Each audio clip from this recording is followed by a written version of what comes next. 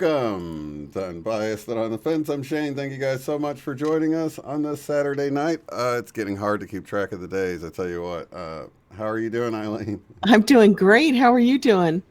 Pretty good. I sent you a message earlier, and I'm like, I need to make sure it's the right day. I was pretty sure. I missed it. How'd you send it to me? No, just right at the showtime. Right at showtime. I knew it was Saturday, but then I had to double check because the days are all running together. They're all looking the same.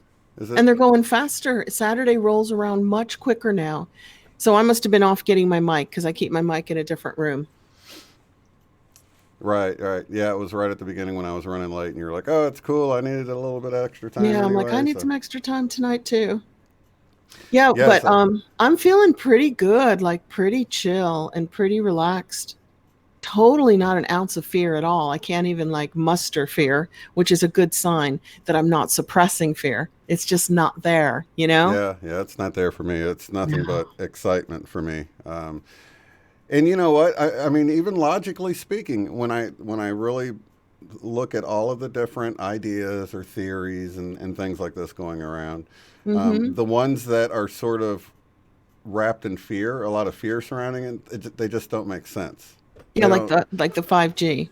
Like this is to roll out 5G in all schools and that's one shopping malls. Yeah. They wouldn't destroy the world economy to do that. They'd figure out a different way to get it out there, right? Right. Logically. And then the one theory that I was actually leaning towards, or not leaning towards, but hoping for the most, would be what David Wilcock was talking about all this stuff getting exposed and everything. So yeah, we're all going for that. But we're all going for the truth is out. But I felt like the only problem with that is the 3 days of darkness, and I'm like, it would not be a good idea to lock people in their homes and then take away their only lifeline to the outside world. I mean, I'm okay with it. I meditate and I could get through it, but for most people, you don't want to cut them off like that. That would be like a step too far in terms of amping up the fear quota. Then I'd go, okay, this is designed to increase fear.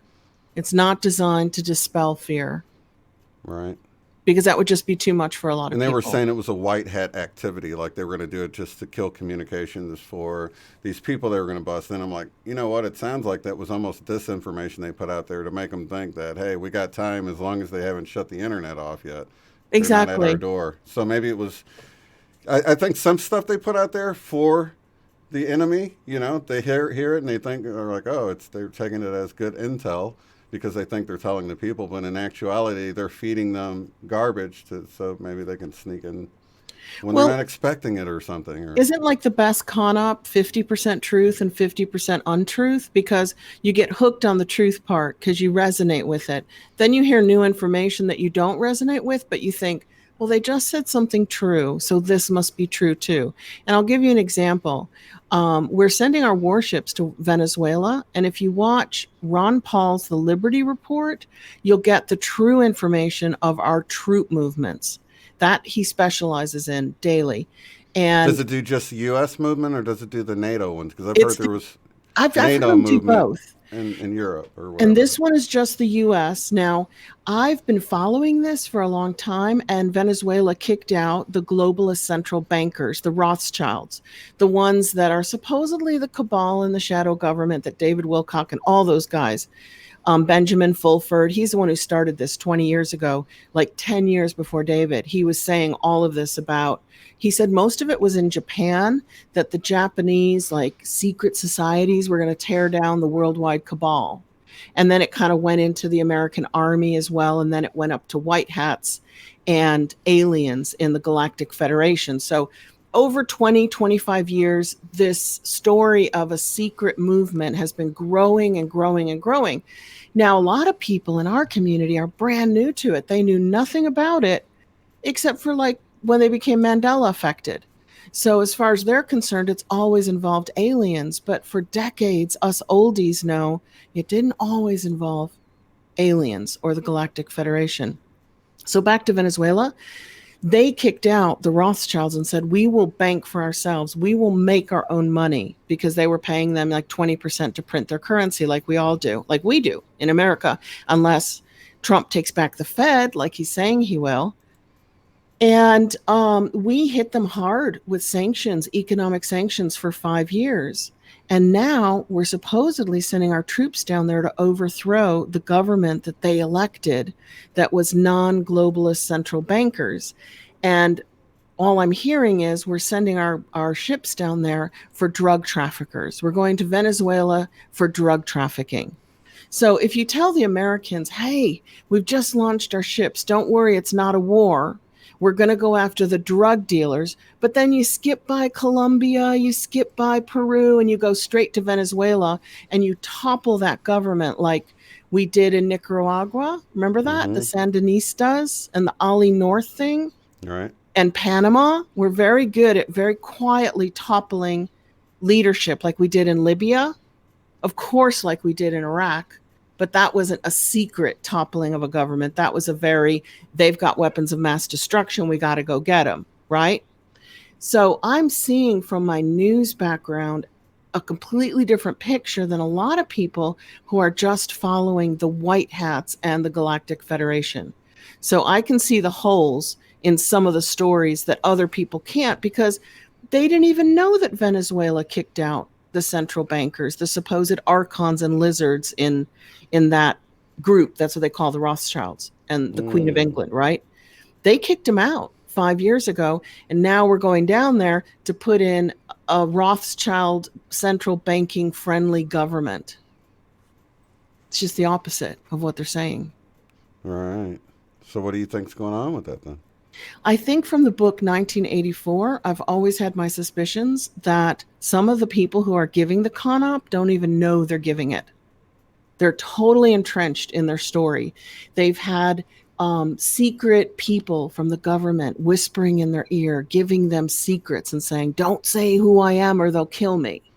So then that person who has an audience can say, hey, what do they call them? What do they call them? My sources say this. So the person saying it totally believes it. But if the government, which is ruled by the shadow government, the left and the right, the Republicans and the Democrats, right?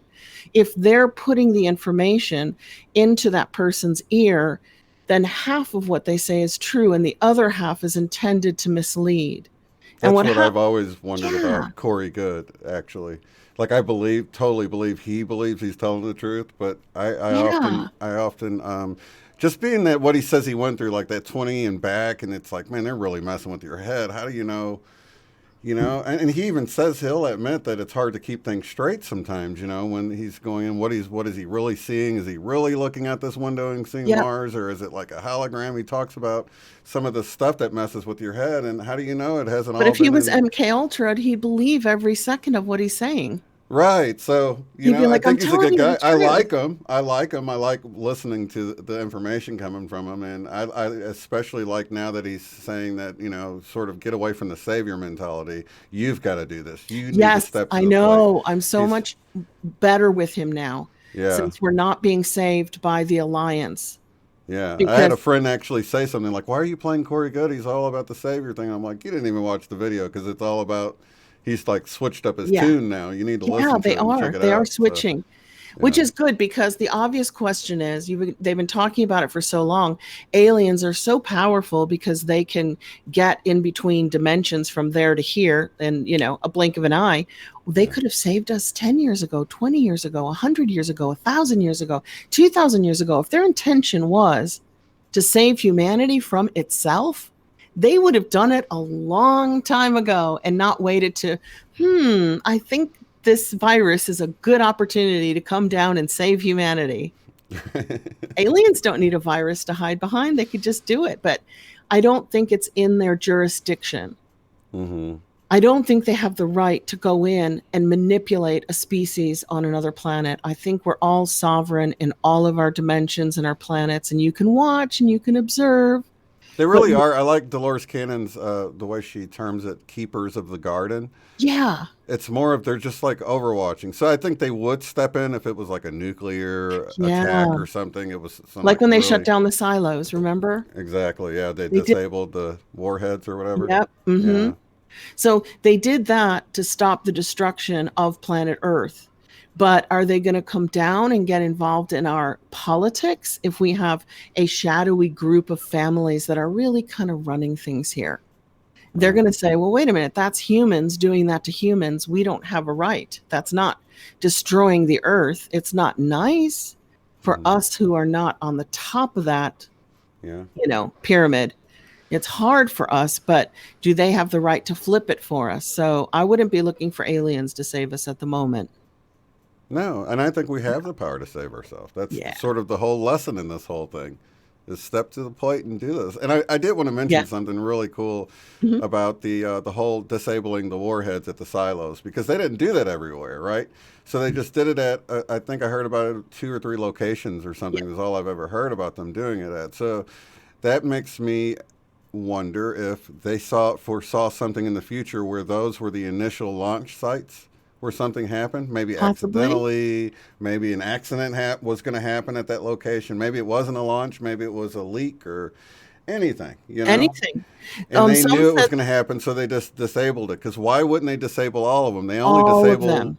They only disabled the ones that were going to be a problem. You know what I'm Yeah, saying? here in America and in How did they Russia, they know? disabled like two here and one in Russia, right? So how did they know? You know? How did they know? But they didn't disable our nuclear power plants that became Chernobyl or Fukushima. All right. So obviously those accidents aren't big enough to destroy the whole planet. So they can't just come in and remove a nuclear power plant to stop a leak. Right. And they were So big, but not that big. exactly. Yeah. But talking And about big they were a things. lesson. You know what I mean? Yeah. Yeah. But talk about big things. I've been getting information about Comet Atlas. Have you guys been following Comet Atlas, which is going to get really bright between now? It gets the closest to the Earth on May 3rd. It's going to glow like a bright green dot in the northern hemisphere.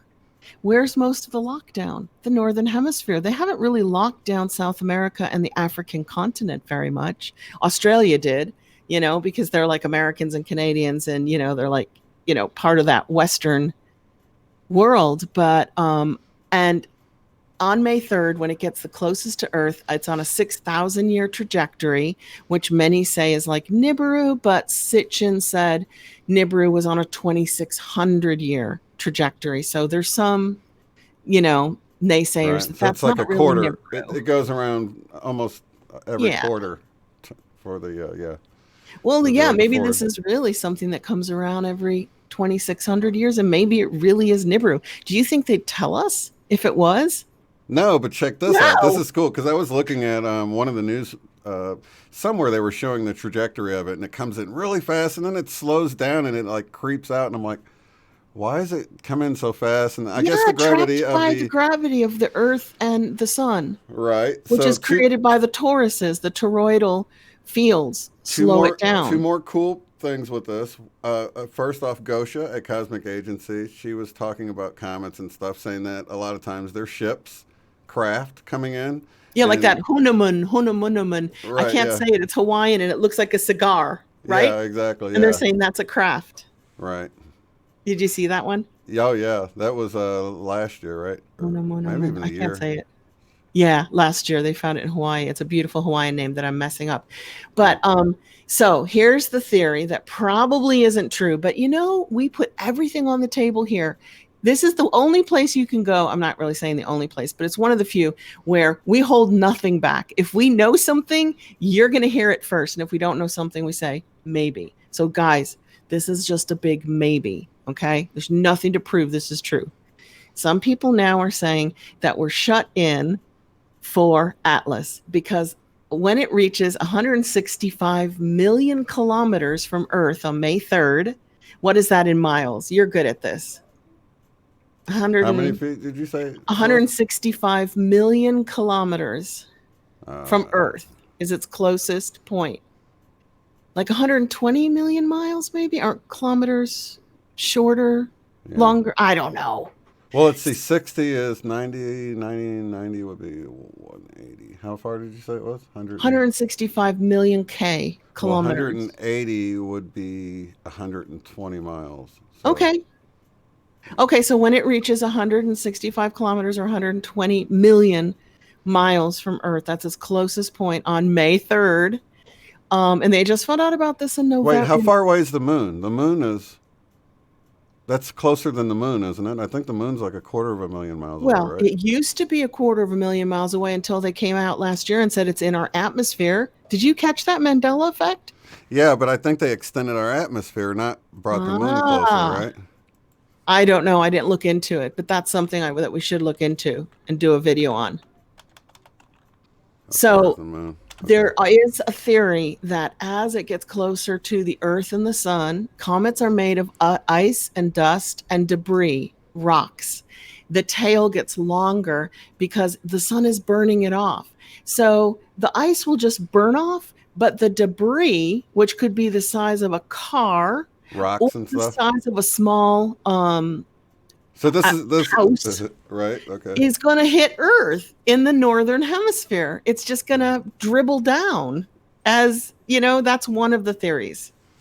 So they're not going through lockdowns in Australia. I thought they're dealing with it too. Yeah, they are, but they haven't really pushed hard in South America and the African continent. Huh. But like South Africa is on lockdown because that's very westernized. Australia, New Zealand, very westernized. But they're kind of following the lead of the northern hemisphere, right? Yeah, 238,000 miles away. So it's going to get closer than the moon. That's pretty impressive. Wait. The moon is how many? 238,000 miles. Crikey, that is impressive. It's going to be big and it's going to be bright. Wow. It's going to be green and it's going to get a Wow. tail So it's going to be its closest on May 3rd, guys. on May 3rd. Now, it is possible that we would shut down the grid, the electrical grid, for 3 days during its passing closest to the Earth. So all of this could be part of the plan, part of the script. Okay, how are we going to get people in their house? Well, I know, we'll go on. This leads right into your story. We'll practice a pandemic. Yeah, but before we even go there, I think it's worth considering, and this was the other theory I was going to sort of throw around. When you started this, I thought you were going to go with the other theory because I don't remember what it was. Maybe it was Independence Day, but they thought an asteroid was coming in. Yeah. And then they realized, they were like, wait, it's slowing down. Do you remember that? I do. That? And they're like, asteroids don't slow down. They're looking at scientists and they're going, no, asteroids right. don't Wasn't slow that Independence Day? Yes. So then they knew it was a that's where spaceship. They're like, this has got to be intelligent.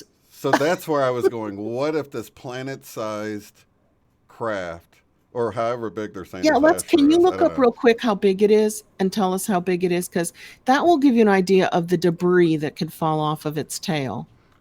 Okay. Is it the size of a moon? Or is it the size of like New York City flying in space? How big is Atlas Comet? It's like constantly losing size too, It's C2019, right? It's got like a long name, like with a lot of numbers on it, just called Atlas. It's just left from the northern hemisphere. It's just left the Big Dipper. Oh, wait a minute. If this is true, this is definitely why we're at home. Are you serious? Hold on. dailymail.com. It says comet 5 times the size of Jupiter. I hope you're kidding. I really, really, really hope you're kidding now.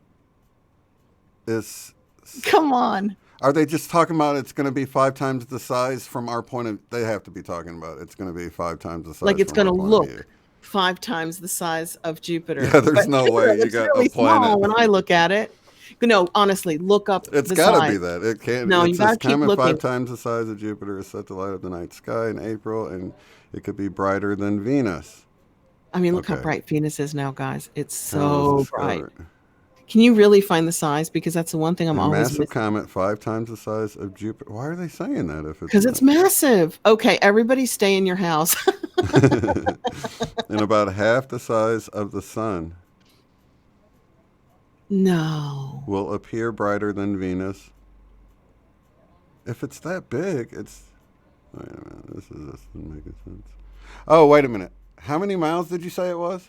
It kilometers. It is going to come on May 3rd, 165 million kilometers Okay, from Earth. million. That's where we're screwed up at. Okay, I'm talking 1,000 miles, 100, two Oh, hundred and 1,000 miles. So it's not going to come that close.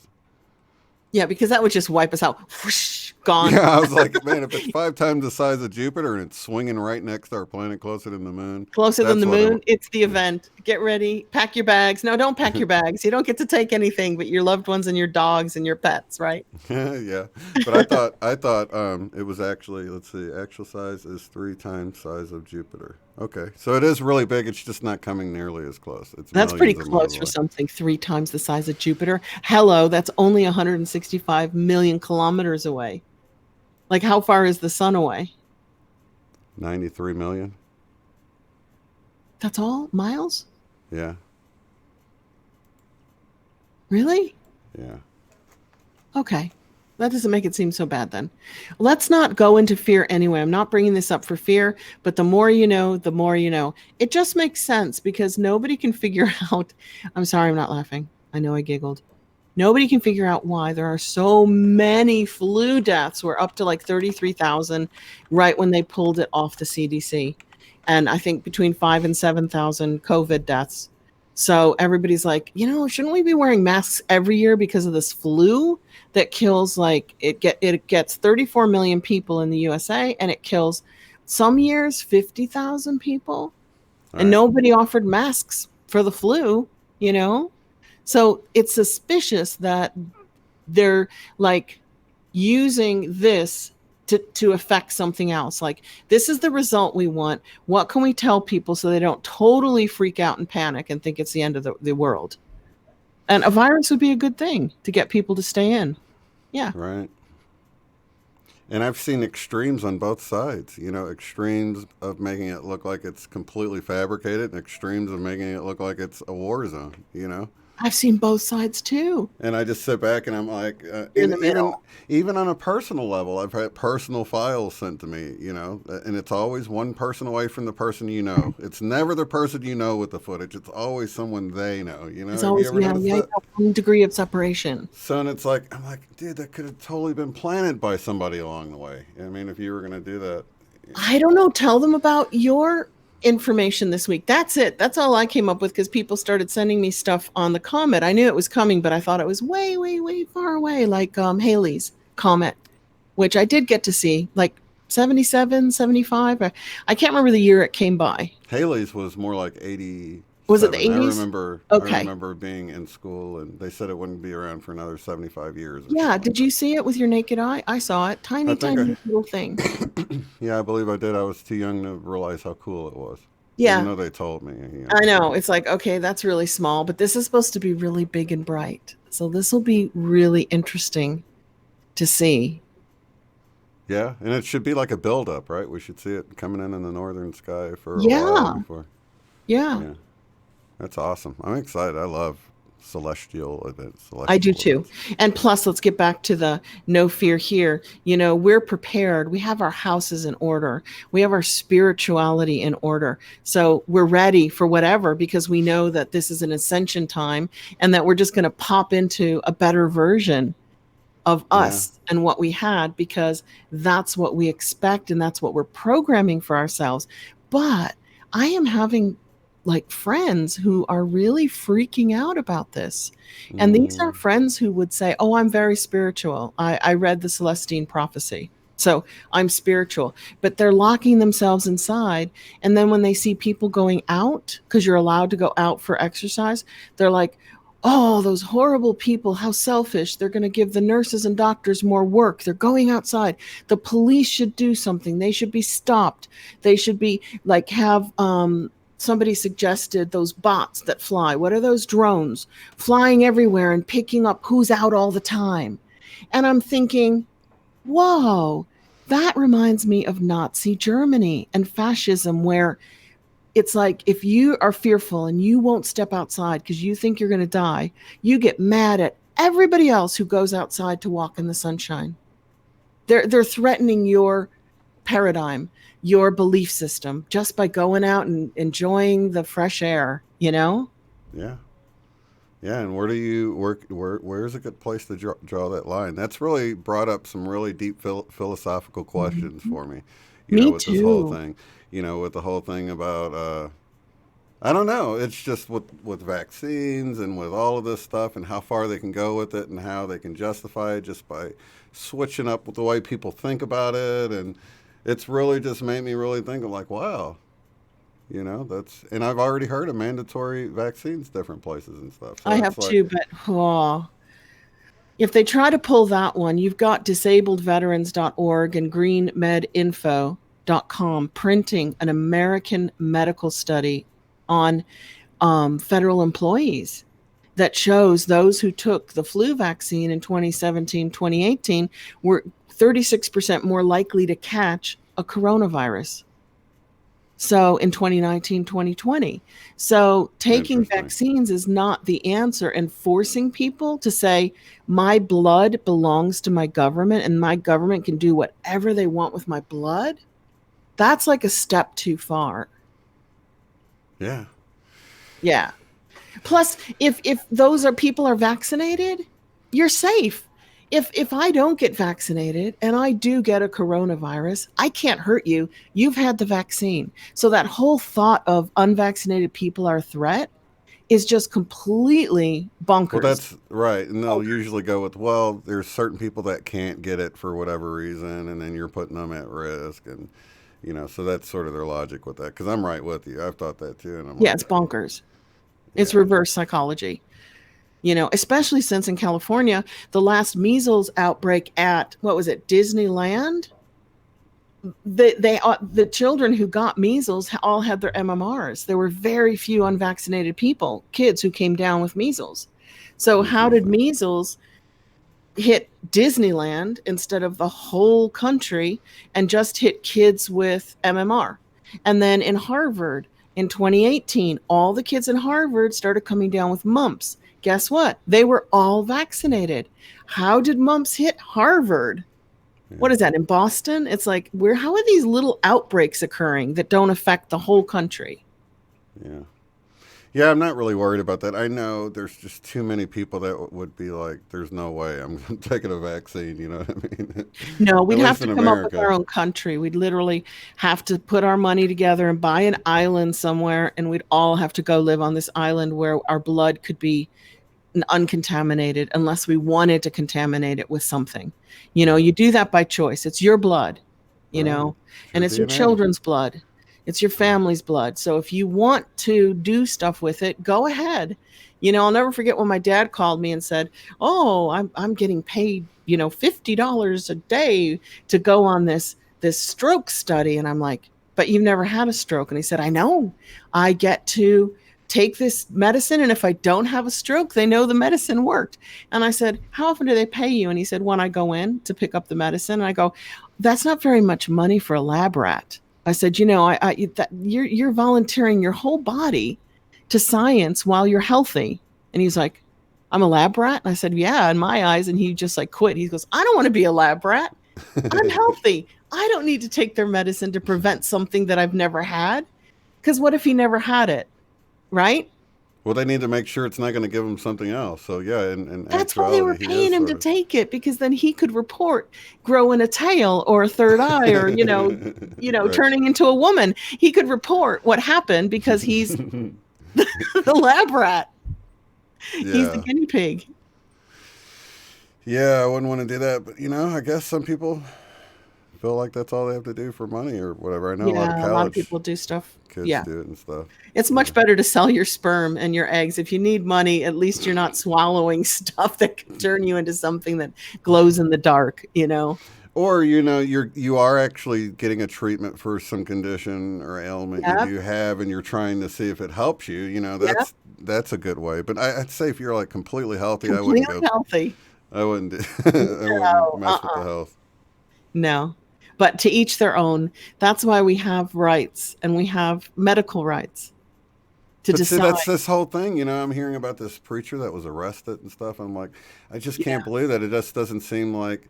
It seems like at what point, and I see both sides of it. I can see from the Christian worldview, I can see some pastors being like, look, we feel safe, we feel like God to protect us or whatever, and it sounds completely to someone that's not religious. That sounds completely, whatever, Sure. like unsafe or whatever, from a very practical standpoint.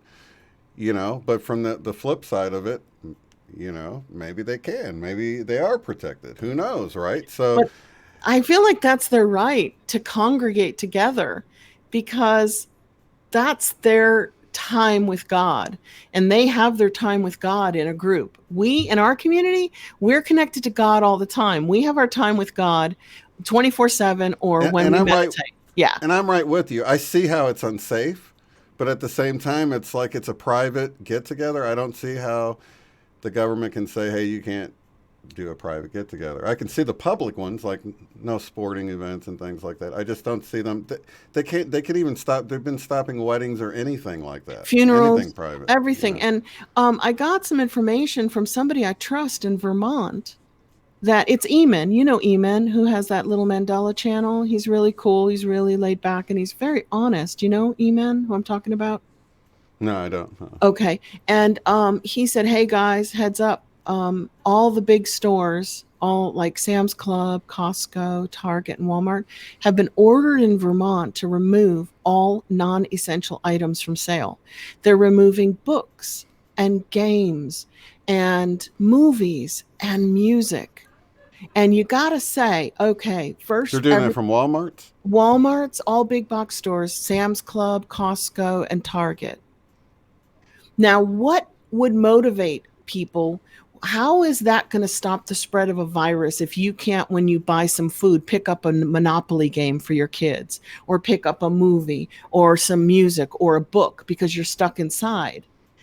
To me, that makes no sense whatsoever to tell stores to remove their non essential items, but you can still get food and batteries and light bulbs, and toilet paper, maybe.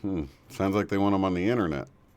No, get your entertainment on the internet. I don't know. Yes, it just doesn't feel right. And it didn't sit right with him. He's like, first you make people go inside. Okay, we're doing that. But then take away all forms of entertainment from them? That would just drive people crazy, Yeah. you know? Yeah, I don't know. So that leads to some of the stuff going around the internet. Of course, there was one post that was going around saying something about martial law, buy what you can. There's going to be this lockdown, and it's been going around for about a month. But Yeah, it sure has. At least I've about 3 weeks, 4 weeks. Yeah. right, right. So it just keeps kind of circling back RFB around. is doing a lot of videos on it, by the way. Good Oh, old really? RFB. Yeah. They're coming. So I would say not to fret about that. See, and I feel like that's what causes these little problems in the store and stuff. Because you get enough people freaked Yep. out about something now, you don't get toilet paper for everybody. Because but We're pretty anyway. good by us, and we're still on a safer at home order, which means it's safer to be home. But if you need to go out, you can go out and get something, which is totally reasonable. But I don't have any big cities around me, so that's probably why, because we're countryside. Yeah. Maybe it's a little bit freer in the countryside still than the big cities. Well, in my area, it's changed. They the Walmart, which used to be open on both ends. Of course, they have the food end, the grocery end, and then they got the retail end, and that end is closed. So if you want to go to the pharmacy, you've got to go in through the one end. Now they've got these carts set up, right? So you got sets of doors. These doors are just to enter in, or these are to enter in. These are to come out of, and they've got carts set up in this big loop around the front so that people can't kind of go in too many at a time. You have to walk around the end and kind of get into a single file entry. Interesting. And Like yeah, so herding cows, right. right? And are you Yeah. allowed to go in the departments and buy some shorts and buy some toys? I don't know. I haven't been in there. Yeah, Uh, because maybe that's what he's saying in Vermont. Maybe that's the way you remove non-essential but items from people.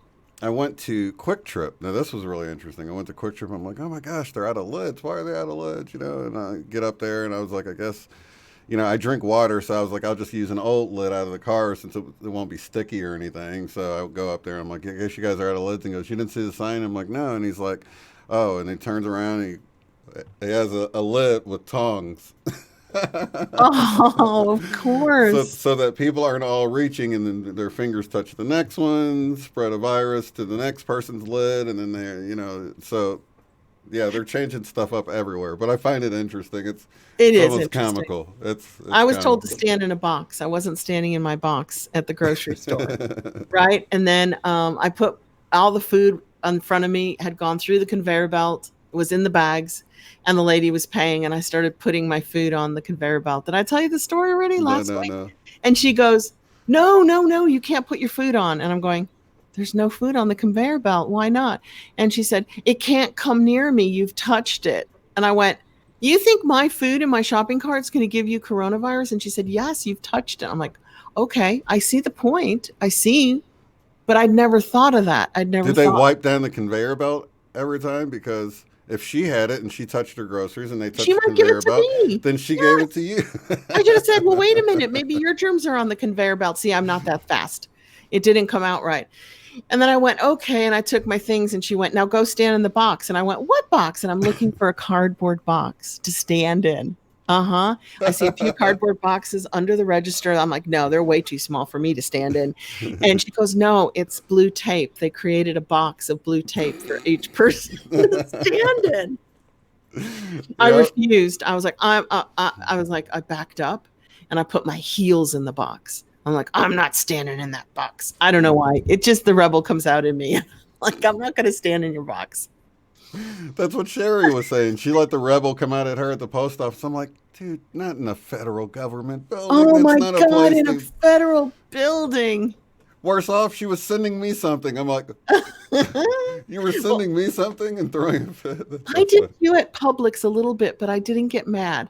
I went to get a cart, and this guy took a sloppy wet rag from a bucket and he wiped down my cart. And I went, I'm not going to touch that. I have no idea how many carts and what kind of flu germs you've put in that water. And he goes, oh, we've run out of sanitary wipes. And I go, well, I'd much rather have a dry cart that hasn't been used for a couple of hours. Yeah. And I went to the desk there and I said, why are you wiping down all the carts with one dirty wet rag? And he said, we're told to do that by the CDC. I said, no, you're not.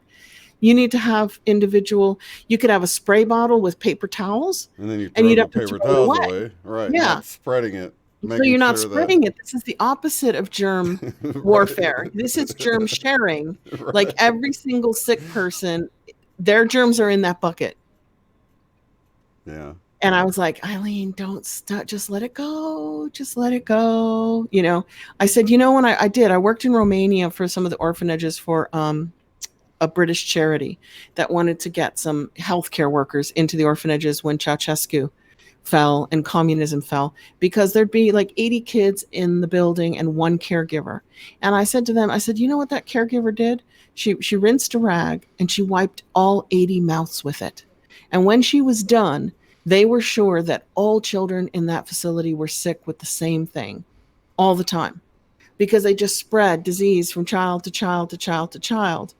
And I don't think he liked the orphans and the cart scenario. Me comparing the orphans to the carts. And I thought, oh dear, they're gonna call someone and have me picked up and say she's dissenting quietly, peacefully, no ruckus. So, also going around on Facebook was a post with Alexa, I believe it is, Mm. them asking Alexa if the government Hey, released. Alexa, did the government release the coronavirus? That's what I've heard on Yeah, the exactly. videos. Is that the Exactly. same one? Exactly. And what does she say? Do you remember? Yes. She goes, I heard it like yesterday or the day before. She goes, yes, the United Nations held the Event 201 in October 2019, where 15 nations practice a pandemic. I don't know the rest of the words. Right. So that Yeah, led me to Event 201. I think it was a U.S. thing, but it was all the different. It was a bunch of different companies, like Wasn't that United Nations, like 14 countries did it, or was it just the US did Event 201? I don't know. I didn't look it up. I want to say it had like the CDC. Actually, no, there was other countries there because the UN was actually there. Yeah. So The that means Europe CDC. participated. Yeah, yeah. Let me So see. do you have it for us? Did you hear Alexa saying that? I did. Yeah. So that made me. I'm like, well, let's see if there's something about Event 201, and sure enough, there was. So let me share the screen here. I'll watch it on my phone and I'll go quiet, but I'm sure they've fixed Alexa by now, right? She no longer says that, right? I don't know. I don't have one. I wouldn't have one of those things in my house. To be I honest. don't either. Okay, so when I Googled it, it came up Event 201. This is pretty interesting. Now, keep in mind, everything I'm about to show you guys right now, this is, here, this picture you see here, this was a drill, basically. They were a bunch of the world leaders, you know, with from anything from like Johnson and Johnson to uh, just different businesses, different agencies, all came together to sort of work through what if a pandemic happened, you know.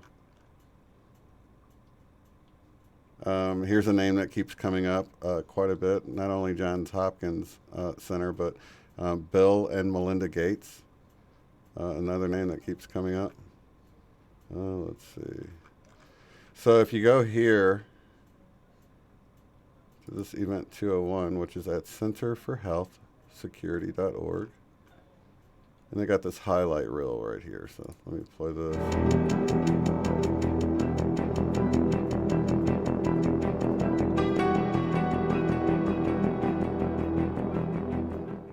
It began in healthy. And I just want to make this clear. This here is the event that they're at, that they're working through an exercise of what if a pandemic happened, and they created some like news footage. So this is what we're seeing. We're seeing what they showed to the participants at this meeting in October of 2019 to look at what would happen if a pandemic happened. Literally like a month or two before the whole Wuhan thing happened. October 18th, it says. Looking pigs, months, perhaps years ago. A new coronavirus spread silently within herds. Gradually, farmers started getting sick. Infected people got a respiratory illness with symptoms ranging from mild flu-like signs to severe pneumonia. The sickest required intensive care. Many died. Experts agree, unless it is quickly controlled, it could lead to a severe pandemic, an outbreak that circles the globe and affects people everywhere. The mission of the Pandemic Emergency Board is to provide recommendations to deal with the major global challenges arising in response to an unfolding pandemic. The board is comprised of highly experienced leaders from business, public health, and civil society. We could be looking at double the number of cases in 1 week and 16 times as many in a month if we are not able to stop the spread. That would be on the order of 500,000 cases, and it would continue to rise exponentially. In 3 months, we could be approaching 10 million cases. We're at the start of what's looking like it will be a severe pandemic. And there are problems emerging that can only be solved by global business and governments working together.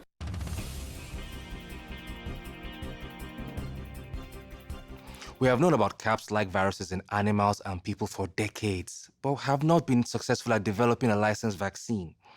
And sure, there are new technologies that may help, but it's going to be difficult. I am not optimistic about having a vaccine in time to be relevant during this pandemic. So the policy crisis in question for this board in this meeting is this: how should governments, business, and international organizations allocate and distribute pandemic antivirals and medical supplies to the people who need them most? What we've seen work very well in the HIV field is, in fact, procurement through the Global Fund. So having a centralized mechanism, so financially able to procure on behalf of affected countries would be critical. I think the second thing is it's going to be very important that for the business sector, for manufacturers of antivirals that we have clarity around what the need is and where the need is and who are making the decisions.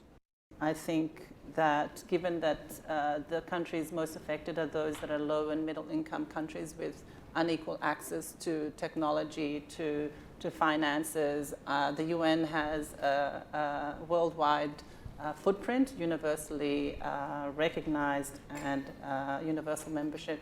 A global stockpile would certainly help ensure more rational and strategic allocation, but the reality is that we don't have the logistics capability, even within the UN, to bring that together in one place and run it. So this is where I think a collaboration between the international organizations like the World Health Organization and the private sector, which runs these supply chains for many purposes every day, understand where the supplies are, make smart decisions about how to allocate them to the people who need them in the places that need them the most, and then work with the industry to move those supplies from where they are today to where they need to be.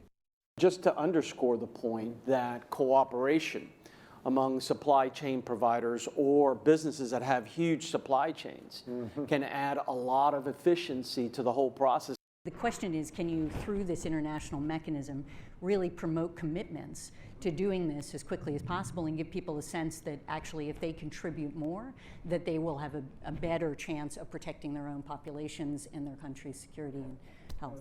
So to be completely clear, most of this production would already be committed in contracts. Yes. It is almost unheard of that people are producing product without having a forward commitment for the consumption of that product. So the first thing that needs to be done, because this is not something that the countries currently control, unless countries are going to bring about emergency situations and co-opt an existing supply chain. I think it's not likely, I agree, that countries are not going to buy countermeasure to put into a global supply without retaining a large portion of it for themselves.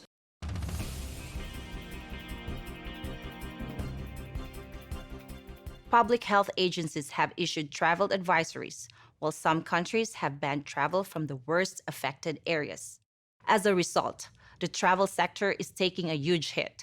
Travel bookings are down 45%, and many flights have been canceled. A ripple effect is racing through the service sector. Governments that rely on travel and tourism as a large part of their economies are being hit particularly hard. How should national leaders, businesses, and international organizations balance the risk of worsening disease that would be caused by the continued movement of people around the world against the risks of profound economic consequence of travel and trade bans? If there's some sense that there's a UN institution that can do all of this, then I worry we're suffering from a delusional disorder on the power of the UN. It's really important to get those industries and their trade associations and an efficient leadership established, which is decentralized, but has a collective responsibility and accountability. And that needs to be supported by the public leadership. What is essential, what is non-essential travel, we have to clarify this. Otherwise, if we go down to 20% bookings over a long period, the company will run down. That's a fact. You know, there's a whole complex set of issues in a highly interdependent world on supply chains that are just in time. We need to think about how much flex there is in that just-in-time supply chain system and make sure it keeps running. I think it's going to take specificity, and it's going to take knowledge that only the private sector has. The UN can play an important coordinating facilitation role, but the companies know where those commodities are, where they move, how to move them, and that's where a type of public-private collaboration that we have not generally had in these crises needs to be put together pretty quickly. We are not out of money, yet. But the fact is we are trending in a dangerous direction and something needs to change. So the policy question for this board now is how should financial resources be prioritized? Are there nodes that we cannot allow to fail?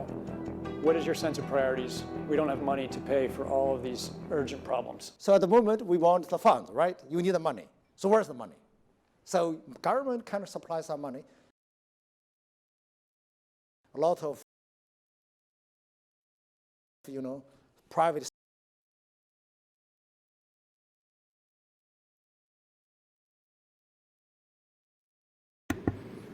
I was watching. I turned my phone on.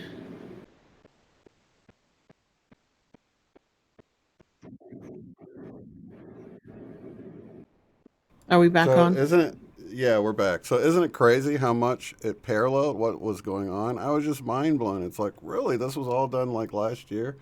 The supply chain discussion, all of that, All literally of it. everything.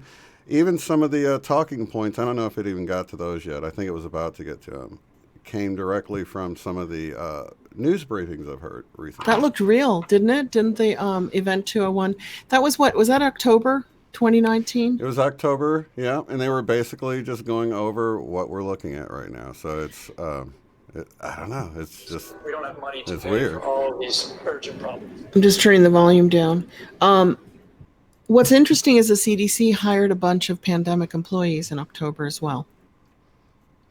So, I mean, possibilities are that they knew it was out, even though it didn't sound like it was out until December in Wuhan, China.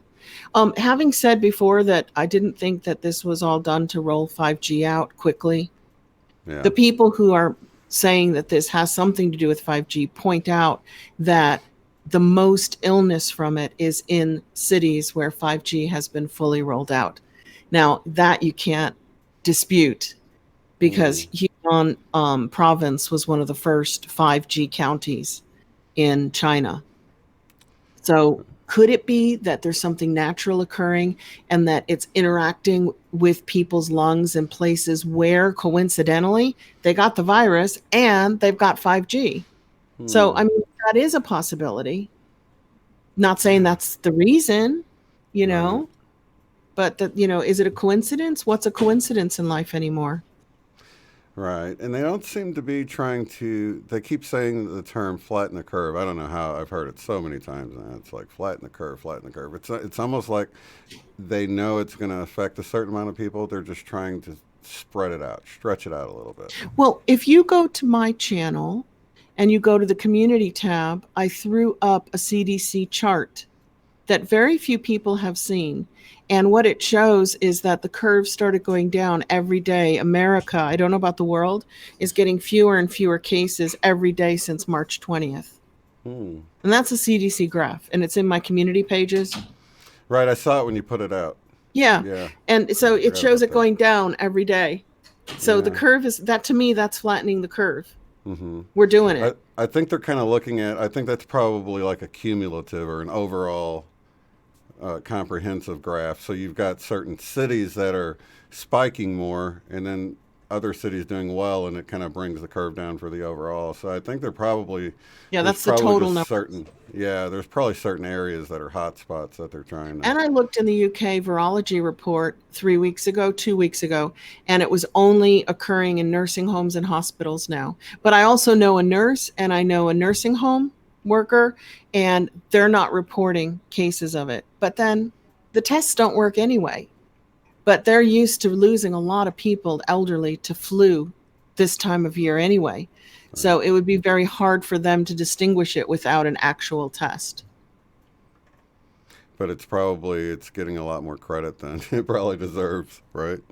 Well, I think the possibilities I there think it's a anyway. real virus, and I saw did you see the letter from the immunologists, 12 of them across the country?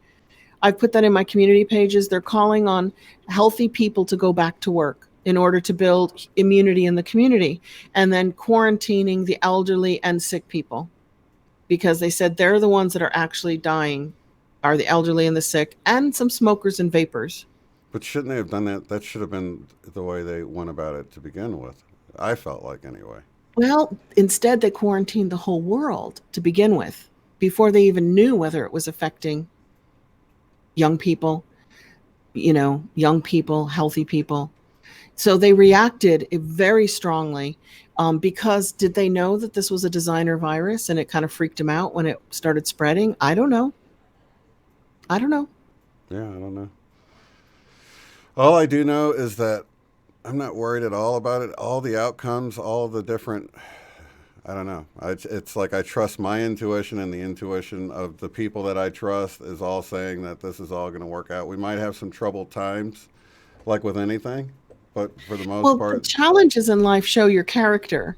Right. So if when things really get tough, you gotta you just can't function, then you got something to work on personally. And if you get really angry and fearful, you got something to work on personally. But if you're really challenged and you can still hold love for other people who are afraid and angry, then I think you're doing pretty good. And I think this is the split. I really do believe it might take hundreds of years before the new earth or the new dimension is completely separated and birthed from the old earth and the old dimension that Dolores Cannon and Law of One used to talk about, right?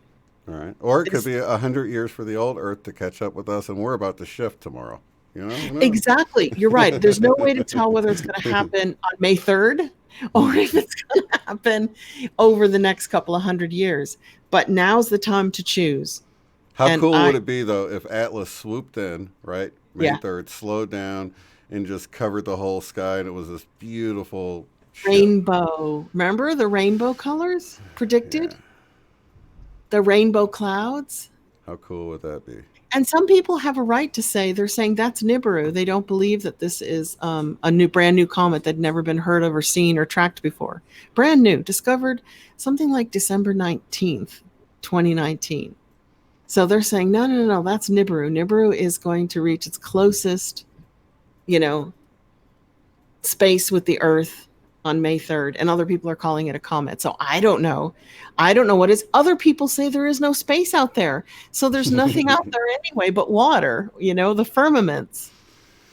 Wow. Yeah, that's Bruce Sees All. I love his channel. He was talking about it's probably going to be dropping boatloads of ice and water and stuff. So And that's what comets drop. Yeah. Ice and rocks. Yeah. There's going to be rocks with the ice. That'd be really cool. But you know what? Now's the time to choose. Which Earth do you want to go with? Which Earth are you stepping into? Which dimension? Like Cynthia says, how good can it get? I want to jump now. She wrote that wonderful book, Quantum Jumps. I now move into the best possible version of me and my family. And you can do things when you say that and take a physical step and kind of like act it out and give it more oomph, but you can choose to be in the right environment for you that is just the best possible outcome for your and your family's lives and development.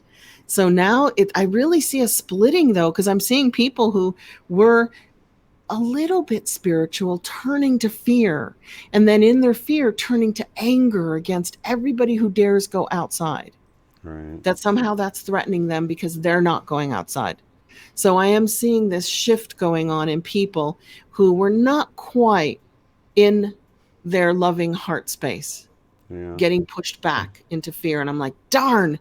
That's why they call it a catalyst. Because Darn. it pushes you. It pushes you one way or the other, and you can go one way or the other. But don't you feel like, dang, I thought there were a lot more of us, and I had hopes for these people that I knew who were reading some books that were spiritual to kind of go, don't worry, we live forever, we're all connected, God is with us, God is always with us, we are always one with each other, this is going to be fine, this too shall pass, literally, right? Yeah. Oh, yeah. And that was sort of the thing, because I'd been hearing some of these theories and doing a lot of meditating and even sometimes getting really emotional to think of, some of the stuff coming to light and kids being rescued and things like that. And, you have this moment where you're like, I don't want to get my hopes up too high. But then if you think about it, it's like this is going to happen eventually. We just don't know if it's going to happen tomorrow. Yeah. And this is the beginning of it happening. Right. So it's okay to resonate in the feeling of things happening right now because that's how they say you're supposed to get in the vortex. You're supposed to resonate with what you want, with the reality you want. So I would say don't worry about getting your hopes up too high. Resonate with what you want. It's going to eventually happen. And and if it doesn't happen on the timeline they promised, and we see May and June and no arrests and everybody's running around as usual, don't let your vibration fall. Don't get disappointed. Right. Don't feel let down that it didn't happen exactly when they said it would. Right. We're getting there day by day together. And that's why I'm not into timelines. I know you're not either. Right. And when people give a timeline, I'm like, yeah, whatever. It'll happen when it's ready. Yeah. We can hope. Yes, and we're moving it forward step by step. But this is a real choosing time.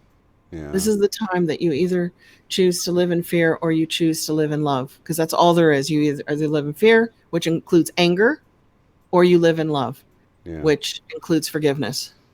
And even if you think about this logically, even this at what they predict could be the worst case scenario, a quarter to a 500,000 people dead, that's still gentle when you consider some kind of end of the world sort of Oh, yeah, when shifting you look at into. crust displacement theory. Oh, right. Anything else was Yeah, so that's catastrophic huge. compared. So That is this is, like, be appreciative because this is gentle. I mean, this I is little know and gentle. even if, the worst news we hear is really happening, it's still gentle compared to how it could be for some Yeah. kind of, I mean, the Or world has come to a or grinding halt, or a CME, a Yeah. big coronal mass ejection Yeah. that turns half the planet dark, so Yeah. that, but like you and I said last week, they're not going to rewire every building. They're just going to whip out their Tesla technology and throw it Right. out of the air, right? Yeah. Hey, we found these little black boxes that create free energy. Here, you guys take them. Oh, They're yeah, going to be and mass produced. that prediction about getting, what was it called? A replicator? Yeah. Isn't that what he's been saying? Well, my family has some, and they're called 3D printers. And when you get the software, you can print anything on a Yeah. 3D printer. Yeah. Anything. They're even talking about loading in your own DNA into it and tissue and printing an organ that's a perfect non-rejecting organ because it's printed. Yes. Yeah. So there's a lot of cool stuff in the future with that. There is, and it's here already. It's already here. And this whole thing that got me really excited was the fact that you're like, well, how many of these free energy devices, how long would it take them to create something like that, or these replicators or whatever, and to see how these companies are stepping up, like Ford and GM or whatever, to create respirators and doing things like that. They could totally, adjust their factories to create Their some of this production other stuff. Yeah. to fill the need. Yes. Yeah. And we just want to push it further so that we're filling the need of people who are hungry. We're filling the need of people who need shelter. We're filling the need of people who don't want to live in a war zone. Yeah. We're filling the need of humanity, because humanity is this one magnificent animal that lives on Earth as Earth's possibly highest consciousness. But there could be some higher consciousness around us in the form of elementals that people are seeing now as orbs. I see so many orb videos now. And maybe that's an even higher level of Earth intelligence. I don't know. Yeah, I don't know. They've been amping up for me too. Mhm. Wow, I've been seeing real colorful stuff. I even saw a pattern one. It almost looked like a blue plaid, like a two-tone blue orb. Right by my daughter. I was telling her about it. We were laughing. Oh, and you saw it with your naked eye instead of capturing Yeah. it on film with Yep, a with flash. my naked eye. Yep. That's so Yep. cool. And like a lot of guys are getting into filming orbs now, which is super cool, because it used to be kind of a feminine thing. Oh, look at the orbs, like fairies. Oh, look at the fairies. But now guys are like, oh, hello, Orbies. They're getting very comfortable with the idea that what we see is not even half of what's really here. Yeah. Well, what about the meditation, guys? We always do something really positive and really healing for Earth and ourselves and all of humanity, animals. What do you guys want to do tonight? What do you think? What do you think for the Earth? What did we do last time? Gosh, what did we do last time, guys? In the last few weeks, we have done Healing Earth, which would include the CV-19. Mm-hmm. We transmuting it and clearing it out of our systems and out of Earth systems, so it was like neutralized. We did The Truth Will Out, that the truth behind everything will be there for all to see. And that's kind of happening. People who normally wouldn't be suspicious of activities are now going, I wonder what's really going on. It's like waking them up really quickly. How about, I guess we did something. I was just thinking something maybe for protection. Protecting who? Us, the Earth, each other, animals? The Earth, the families within, because, now you got families locked in together. They might be at each other's throat. I don't know. Ooh, that's a good point. Individually, neighbors getting upset because, I don't know, people are getting home. They're going to get irritable. They're going to get, well, I'm not speaking into existence or anything, but people get cabin fever sometimes. That's all I'm saying. Maybe, and then the sense of protection with whatever the outcome, whatever's going on, because I don't know what's going on. We don't know what's But going on. but I know We just put people. it all on the table. It's all out there. We don't really know. But people like to have a sense of feeling protected and safe, and I think if we can impart that feeling of safety and protection, so it's almost like I already feel like we're protected, we're safe. Okay, So it's almost well, like the feeling of it to create more of a calm in the and more collective. protection and safety for all, which would Right. include the earth and animals as well as Mm-hmm. vegetation. Yeah. Especially if it's something bigger than what we know. Yeah. So we'd want to protect our minerals and our vegetation and our animals and our earth and our people And our water, and then that would and our also water and our air. yeah. Okay, let's do it, guys. You ready? Yeah. So it's more like I guess, I don't know, like harmony, Peace, harmony, protection. peace, harmony, protection. I like that. We're going to have to do a lot of white light then, because it's like, for some reason, black light is still good. It's very healthy, and it's got all the colors, doesn't it? And white light is absent of colors, but it has that purity. So when we think we're connecting with God and our higher selves, we always visualize, like, some people visualize gold or purple, but a lot of people use white for the crown chakra. Mm-hmm. Crown. I like that. Corona. Crown chakra. Yep. Okay. Let's do it, guys.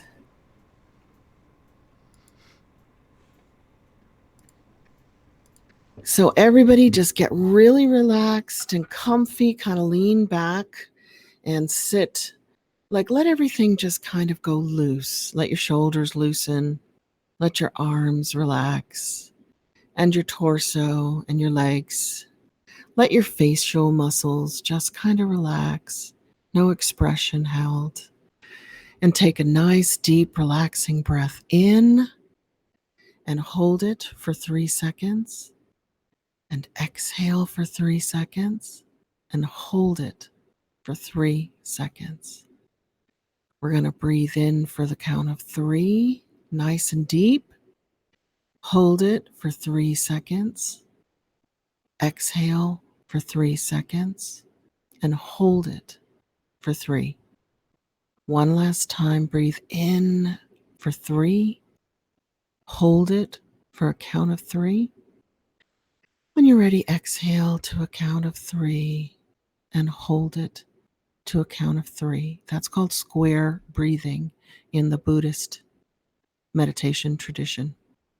It kind of opens up your chakra centers in your head, of which there are more than just your third eye. There's one at the base of your skull. There's one at the pituitary gland. Then there's the third eye, Anja chakra, and then the crown. So we're going to send down a grounding cord now, if you like, from your root chakra, which is at the base of your spine. Let it go down through all the different layers of the building and the earth. Let it go down to the center. When it gets to the center, let it spread out in all directions. That creates a safety net for you. You're rooted and grounded to earth. And now as you start to breathe in through your heart gently and exhale through your heart chakra gently, just kind of breathe in love and let it fill you up inside, and exhale love. Put it out to the world. And now when you breathe in love, let it extend beyond your body as it fills you up. Let it put you in a protective bubble of love. And you can put a light with that if you like, any color that you like. And exhale that love back out to the universe. And now continue to breathe in love through your heart center. And as you do, just imagine being in a beautiful place. It can be in nature or it can be in your home. It can be in your imagination. Just somewhere really calm and quiet and safe. And now we're going to start to hold hands virtually, and we're going to start to intend together that peace starts within. So we're going to bring in peace through our crown chakra at the top of our head.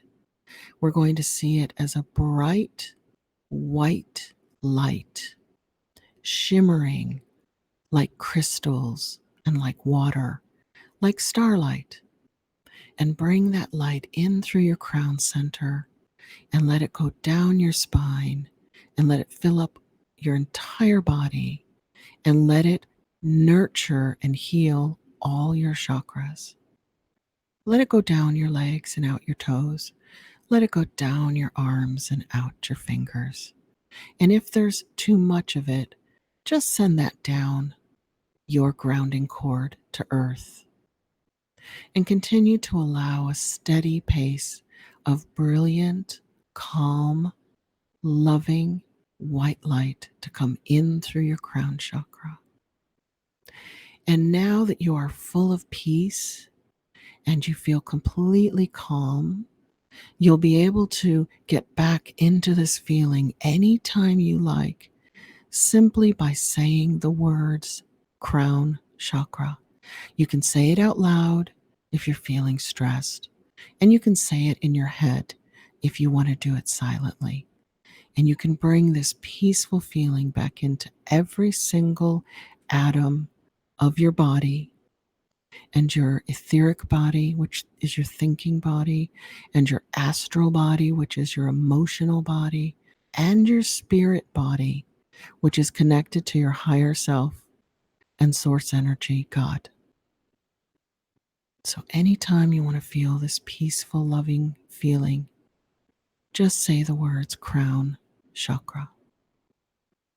And now as we draw that light in from source energy and from God right down through us to earth, we're going to send some of that out of our heart chakra. Let it run in through your crown chakra, filling up your body as much as you need. And let that peaceful, loving, nurturing energy come out of your heart center into your home. And just stop at your home. Let it fill your home up completely, putting all people and all animals into a feeling of love and peace, safety and nurturing. Let them feel happy, appreciative, grateful to be together, happy and grateful to have this home, happy and grateful to have the food that's in the house and the laughter that's in the house and the people or the animals. And then go ahead and keep bringing in that beautiful, clear, crystal white light through your crown center. Let it go down and fill up your body as much as you need. And then send it out through your heart center into your community. You know what your community looks like. You know how far it extends. You know the buildings and the people and the shops and the services. Let that white light of peace and calm and safety cover everything and everyone in your community. That includes the buildings and the people inside them. That includes the animals. That includes the grass and the trees and the rivers. That includes the rocks and the roads and the minerals. It even includes the air and the atmosphere. Everything in your community is now in a state of peace with a feeling of safety.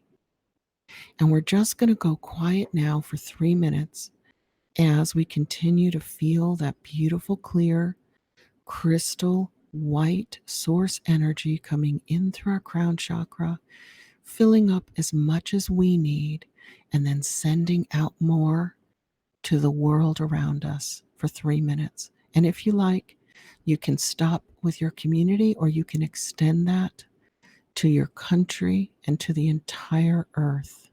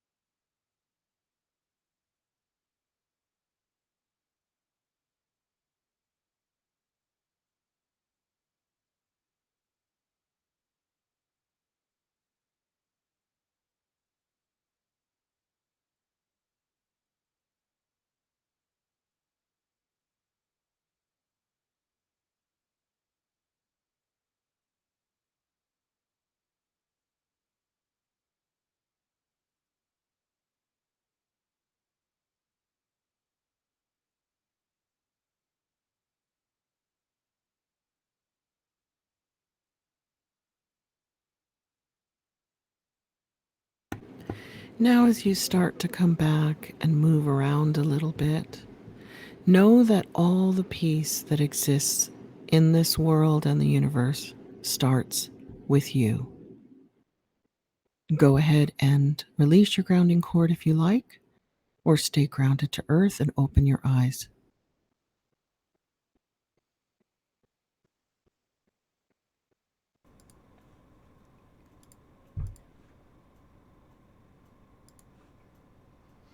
I almost beat you back that time.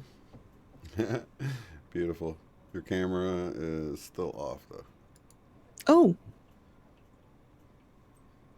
How's that? No, it's still off for some reason. Yeah, it's on for me, so I can see me in the corner. Huh. Interesting. Maybe turn it off and back on. Okay. So that's off. Do you see the little rainbow? Yep. That's Okay. all I see. And then here it comes. Now it's on. Interesting. Oh, well. Oh, well. I You're a knocked rainbow out- now. I'm a rainbow now. I don't mind. It's the end of the show anyway. We always save the meditation for the end. Yeah, absolutely. And, let me see here. Okay. I'm looking here because it is 444 today, right? It's the 444 because of 2020. That's the zeros are insignificant, and we end up with another 4. So 444. Yep. It's a angel number 444, the spiritual meaning. It means hard work and determination. The angel number 444 also deals with balance and security. I like that. Wow. It goes with the protection, right? It represents home.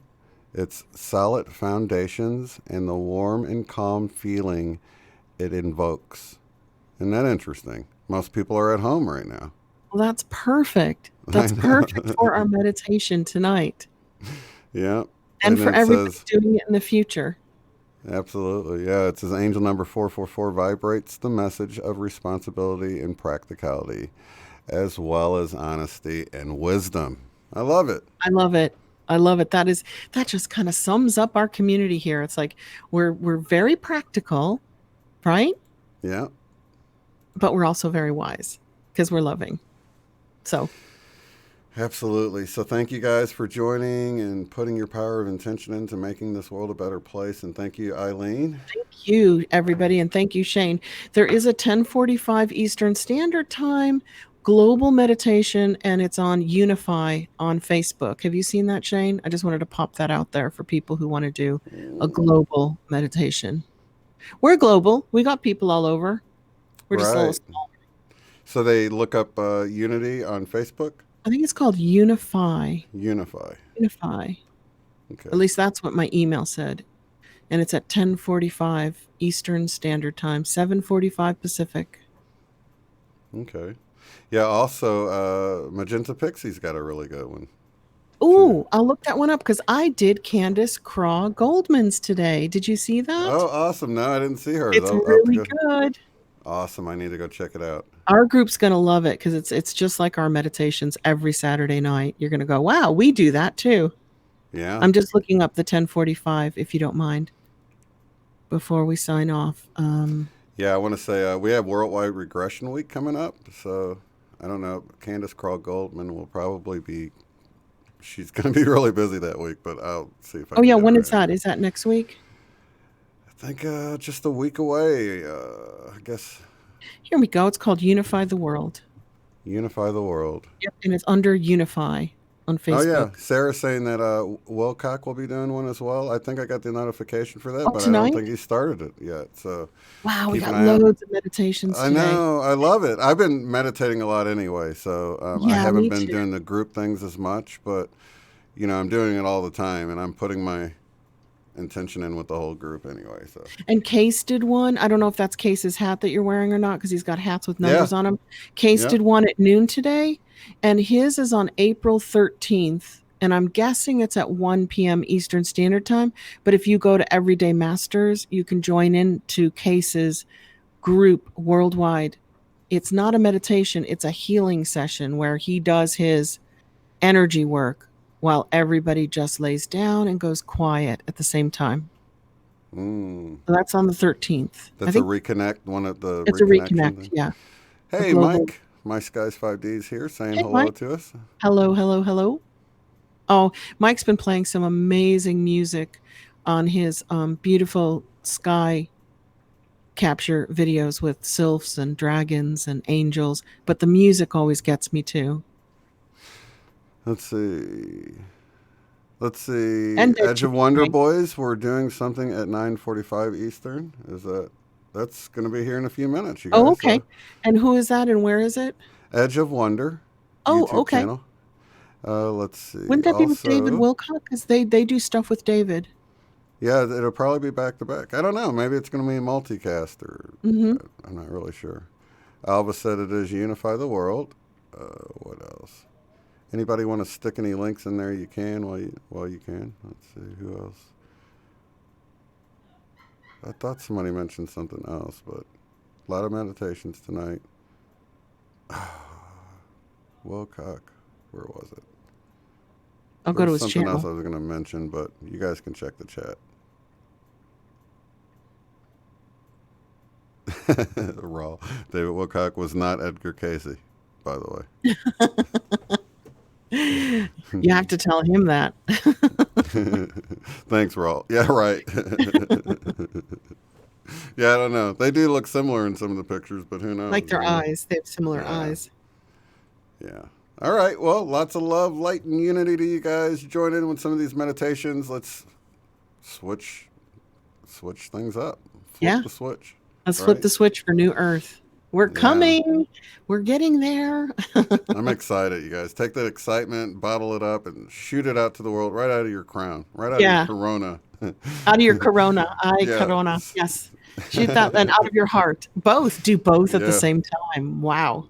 Yeah, let's blast it. Let's blast it out. All right. Love you guys. See you in the next one. Thank you, Bye. Ellie. Peace. Peace. Mwah.